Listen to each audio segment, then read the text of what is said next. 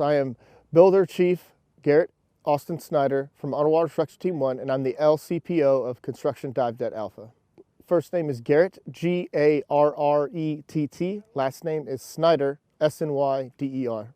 This construction dive det is assigned to Underwater Construction Team 1 out of Little Creek, Virginia, and we are OpCon to CTF 68 out of Rota, Spain. We've been out here since mid-February. Well, we first started up a little bit farther north, diving under the ice, and then we moved down here to dive in a more brackish water environment to see how our gear functions there. We are using lift bags in a cold water environment to practice our Arctic capabilities. It builds our interoperability between our allied nations by allowing us to build and alter our own techniques by seeing their techniques. And we intermingle, one U.S. diver, one foreign national diver, to work on our communication and underwater construction techniques to better both forces. Certainly, I could walk us through how we operate. So step one is always identify the mission.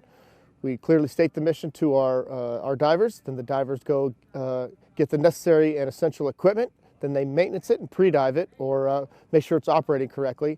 Then we move it to the staging area, where we will do one last check on it before we dress out divers, get them in the water. And then throughout the dive, since it's scuba, it's really it's a self-contained underwater breathing apparatus, so they're down there and they already know what to do and they do it on their own. The importance of this training is to see how our gear functions in an Arctic environment.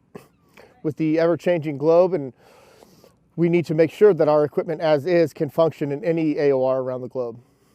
Okay, so this is an exercise in removing objects from the bottom that may end up being either an obstruction to the harbor or an obstruction that needs to be moved to another place, such as misplaced riprap for a jetty. And what we do is we go down there, we attach a sling and a lift bag to the object, float it, and then we can move it as we please underwater. So my favorite part of working with other foreign nations is the language barrier. It's really fun to try to get your point across when they can't understand you or you can't understand them. And it kind of gets us to laughing because we have to use very simple, basic, almost childish words. We really appreciate the opportunities to come to these sorts of environments that are tough to get to, and given the opportunity to work with the Dutch and Norwegians. We've learned a lot, and it's been a great time.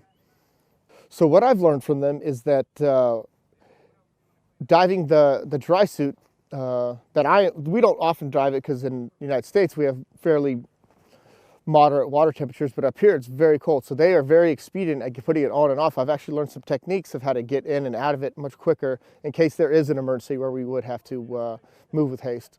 Yes, so we've been working on underwater construction techniques as cutting and welding, and we've taught them some very good techniques as to how to weld in a vertical position and when you have to complete an entire circle weld where it's not just lines of right angles.